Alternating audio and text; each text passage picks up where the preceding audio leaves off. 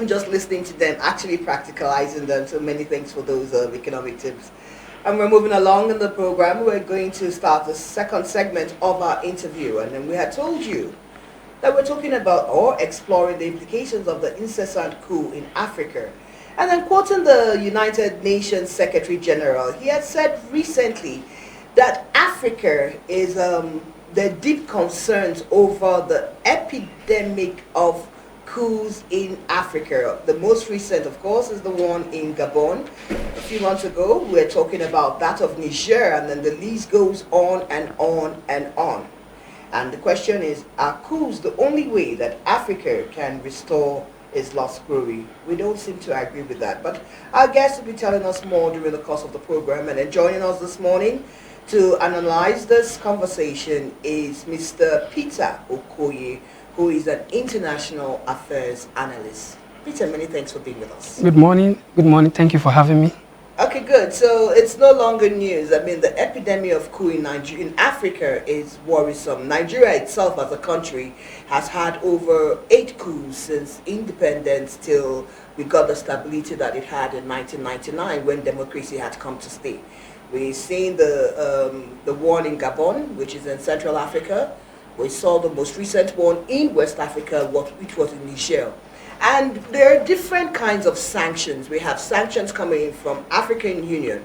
We have sanctions coming in from the Economic Community of West African States, which is ECOWAS.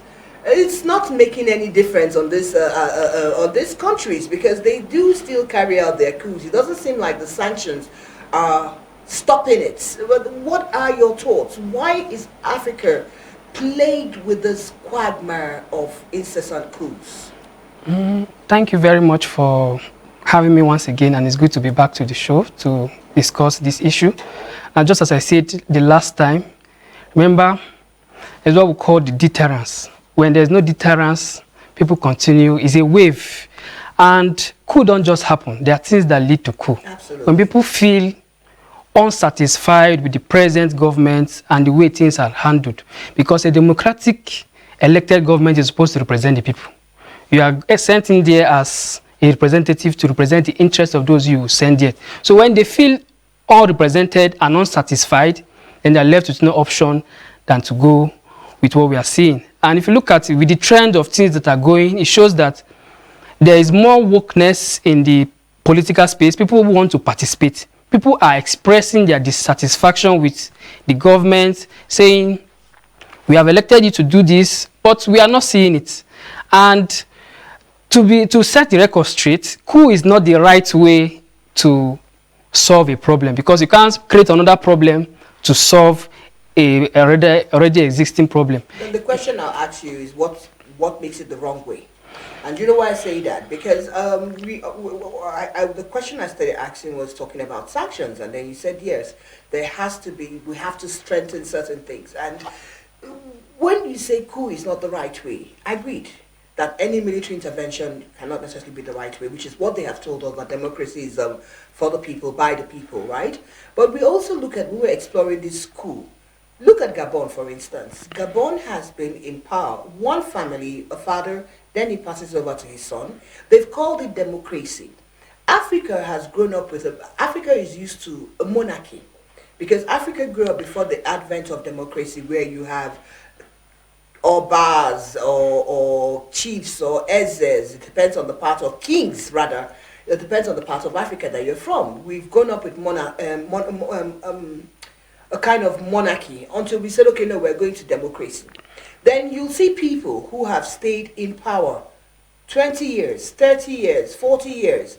They alter the constitution to suit themselves, as opposed to people's needs and requirements. And then when this coup junta actually happens, it's because they're listening to the cry of their citizen and say, no, enough is enough. You can't be father and son presidency 56 years. There are other people in the country. So when we say the coup is not the right way to go, in whose interest is it not the right way to go? All right, now to start by saying with the coup is an illegitimate government. It's not a representation of the people.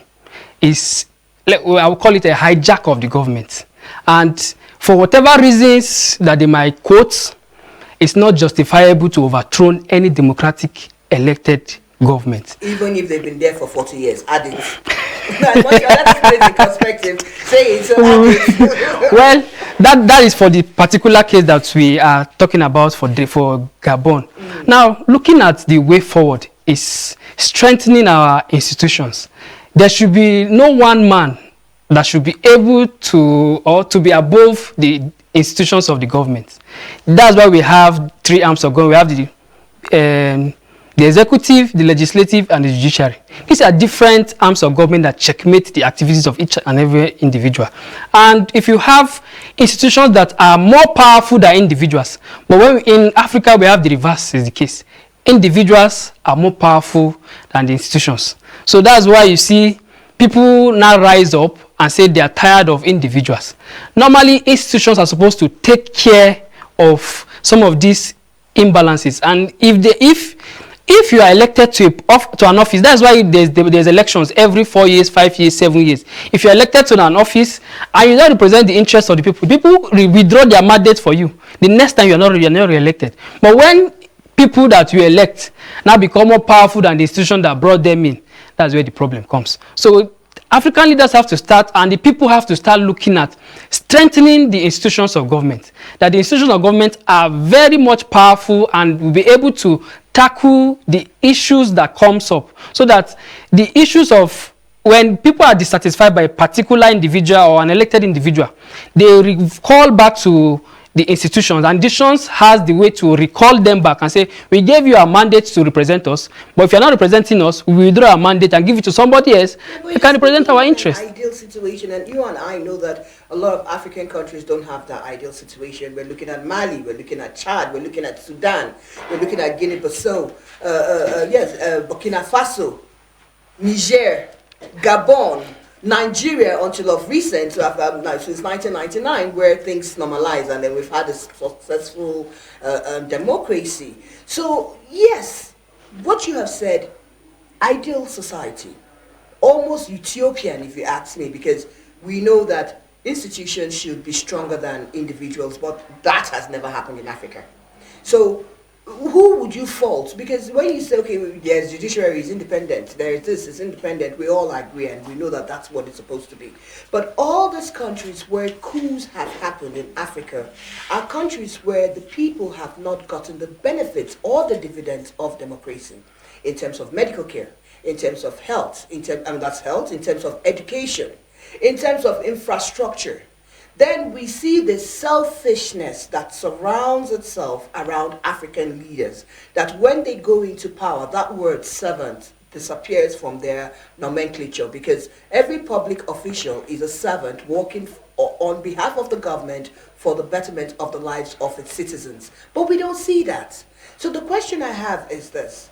When we talked about Niger, when we looked at, of course, the day we were on the program here, we were looking at the economic implications of this coup as it affects not just Niger itself, but the Sahel borders, inclusive of Nigeria, which shares borders with it.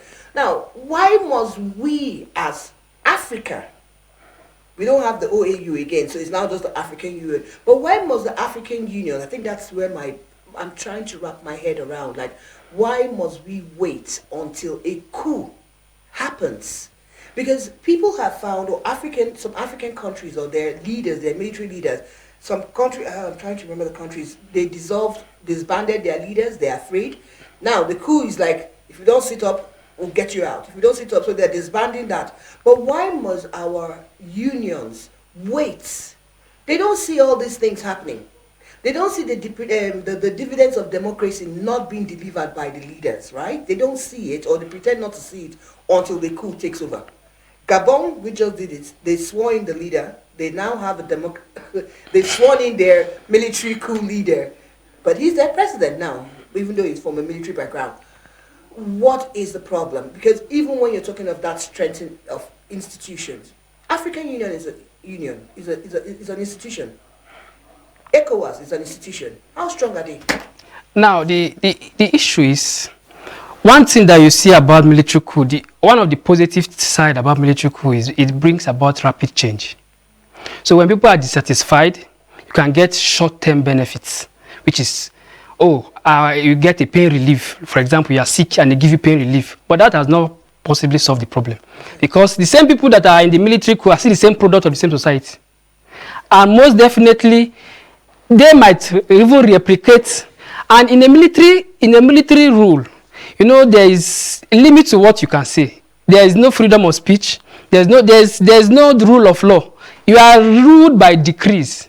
But it's just like a monarchy system. Whatever is decreed is what is ruled. So they dissolve hearing, they dissolve the institutions of government, they dissolve the rule of law. So, but in a democratic, even the president is subject to the rule of law. Even the whole institutions, the whole arms of government, they are subject to the rule of law. So that's why I always go back to say, coup is not the best solution. But what is the way forward? Now we can look at raising the consciousness of citizens to participate in politics. Because if good citizens begin to participate in politics, civil society begins to engage political actors and state and government actors, you now begin to see reforms that are comes into the society and brings about change that people desire. But if people sit down and say government is for some people, government is not for some people. Government is for everybody. If you put somebody there to represent you and he's not representing you, the thing is to recall the person or engage the person. We have sent you there to represent our interests. What are you doing? We have sent you there. There are roads that okay, thank God this is the flooding season. There's so many roads. It's the flooding season. And we are having this. There are so many parts of the country now that are flooding. And those constituencies have people that are representing them. What are they saying about it? What are they doing? And even if they're not saying, what are the citizens that are there? Are they engaging them? Because you have to raise this awareness of the civil society to engage the government and let them know that you are not just sent there to go and sit down and occupy space and sit tight and be enjoying the benefit of the office. You are sent there to represent the interests of the people that you are sent to do. So if you are not representing the interest, people have the right to say, we are recalling you back or we are engaging you. If you are not doing this, we withdraw a mandate from you. Yeah, so you're narrowing it down to Nigeria. Well, Nigeria is a replica of the whole Africa because, why will you say that? I don't agree. I guess I don't think any country replicates it. I think every country in its own has its own individual challenges and own individual shortcomings. And then, of course, if you want to use Nigeria, earlier on I had said Nigeria has had more than 8 coups. The first one was in, I think, 1963, which was one of the bloodiest coups we've had. But Nigeria has had 8 coups as a country from 1963 till it got here. When you look at democracy in Nigeria, you and I know that we have certain institutions or certain money bags that have determined the outcome of an election even before that election has happened. We see it happen in several cycles of elections that has happened in Nigeria, and that's just Nigeria. So if you're talking of Ghana, you're talking of Gabon, you're talking of, okay, let's use Gabon. So what would a citizen, someone that has sat down there for 56 years and then has all the apparatus of governance in his side? We saw that some countries last week had to start disbanding their military because now it's like the fear of coup is the beginning of wisdom for African leaders. So they feel that if we disband these people and get them out of powers and then recruit new people before they, get together again, how much power does the individual or the citizen have? We have 54 countries in Africa. 45 of these countries have been through one coup or the other. So I don't understand why you feel... That shows that there's a trend in coup in the whole African continent. Absolutely. Now, what is bringing this trend is because people are dissatisfied. And we can't just keep on crying and keep on... You have to take up strategic steps. And what are the steps you can take is to bring in the awareness of civil society. Let civil society know that they're also you think what we do, we think we just give government to people. Everybody is part of the government. You can demand and make requests for things that need to be done if they are not done. Because if you engage people and say, okay, it's a social contract. I gave you the mandate to do this for me and you're not doing it. Then you recall the person. Then the next thing is also checkmate these leaders. If we strengthen our institution to checkmate the leaders and check what they are doing, there are several ways that you can upset or remove a government of the day without using the military intervention. And because when you use the military intervention, sometimes there might be abuse of human rights, there might be there might be conflict. People might be dissatisfied. Okay, it's not my person that is there. So if you look at Nigeria, from the coup that happened in 1966 up to where there was transition, because people were dissatisfied. Okay, they killed these people, they didn't kill these people. There's this set of people are in government. Let me upturn them. This and this and this. So people will always be dissatisfied with military. But when there is democracy, it's the same thing in democracy. If not, a very good example like you use is Nigeria. When you say people will be dissatisfied, we are currently, as of tomorrow, everybody will be, I mean, the story now is everybody's waiting for the judiciary because there was a dissatisfaction between certain factors.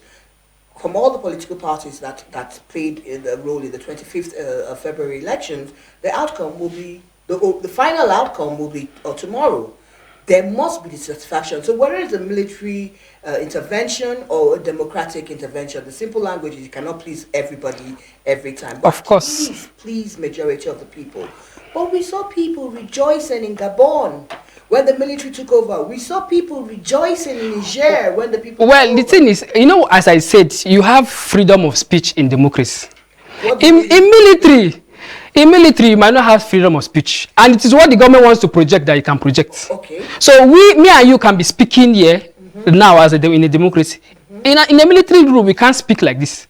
We have to checkmate what we want to say. If it's not, we still do it in a democracy. In a military rule, we still do it in democracy. In the military rule, Ifunanya cannot stay on air and then say whatever comes to my mind. It's not possible. No, of course. Exactly. But you have freedom of expression because you have rules that guide your engagement. Now, but everybody has freedom of expression. That's why you have different. Everybody has social media and these days. You can't voice out your opinion. Whenever you are dissatisfied, whenever somebody trample upon your right, you can raise an alarm towards that. But when it comes to the military rule, that's not the same case. There might be abuses of rights, but you don't have the right. Remember the time when there was military rules. People kill. People do so. There are so many things that happen, but you can't record them. People kill because that's sanity.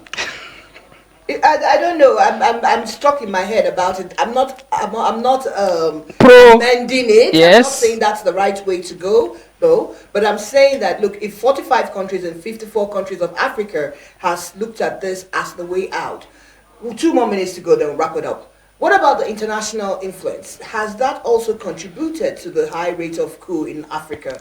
Because when you look at maybe France, Britain, America's interest in some of the resources, and then they allow Bazoum, the first video that came out was he's calling on all his friends to make some noise, make loud noise. Who are these friends you're calling on? You should be calling on your citizens. That's where your friends, that's your family, that your citizens to say, no, look, this is wrong. So the international community, is that one of the reasons why we see this their influence and interference in the resources of Africa? Is that one of the reasons why you will Of course, it's not far-fetched because there is nuclear. If we are giving people political independence and you are not giving them economic independence. For example, most of the countries that France colonized, they still reserved most of their resources with France.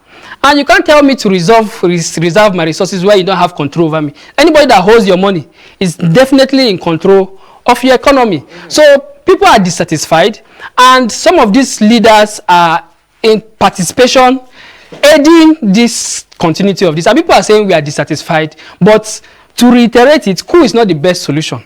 But there are other ways that can be explored because the after effect of coup might not be felt now. But in the long run, it's just that in the short run, we can have rapid change. Things can change. They can dissolve some. They can remove some corrupt leaders, inefficient leaders, make some policies. But in the long run, there can be abuses of rights, human rights. There can be corruption. There can be worse corruption that might not even be published because you cannot even speak about it. There might be more economic hardship because it will attract sanctions. People will close borders to them. People will, in the international community, they will disassociate them from attending some. They will withdraw foreign aid, withdraw foreign direct investments. We don't do this when leaders are democratically elected overstay their tenures. Well, so you see, that becomes the issue of internal affairs. How they resolve. For example, in Nigeria, it's a 2-year term. It's a 2-term presidential. So once you finish your 2 term, you go. So it depends on, a constitution is a good document that people agree that say this is what is going to bind us. So if you in your constitutions and you have elected officials and you agree it is 2 term, it is 1 term, and somebody finishes it, then of course it is right for the person. So states have different constitutions that they work with. So you can't make comments towards that. But for Nigeria that we have a two terms. So when you finish your 2 term, you go and rest. You don't sit tight in government. So when you sit tight in government, then you are calling for conflict and uprising from the government. What would be your takeaway? We'll wrap up the program now. This is crazy. We agree that the implications of coup in Africa is ridiculous. So what would be your takeaway? And then that'll be our final. My takeaway would be that people should awake to the government. People should participate more in the government and call their leaders to account. When you give your mandate to people, don't just go and sleep. You'll be checking what they are doing, ask questions, engage the government. Let there be more. Let civil society come and participate. Let people engage these stakeholders that are in the government and tell the political actors, we have given you a mandate. What are you doing? And if they are not doing it, you withdraw that. People should participate. Don't say politics is for some people. Everybody is supposed to be part of the ruling, because if you allow some set of people to continue ruling, then you don't expect another result. But when there are more enlightened people, more people that are engaging, thought-provoking, that can bring in more policies that will save and help our dear continent, of course, we are Pan-Africanists and we want to see the betterment and the best of Africa. So if the best mind and the best brain can come in and be in the front affairs of our dear continent, of course we'll see the transformation. And we should not just withdraw. We should not blame the government. We should engage them.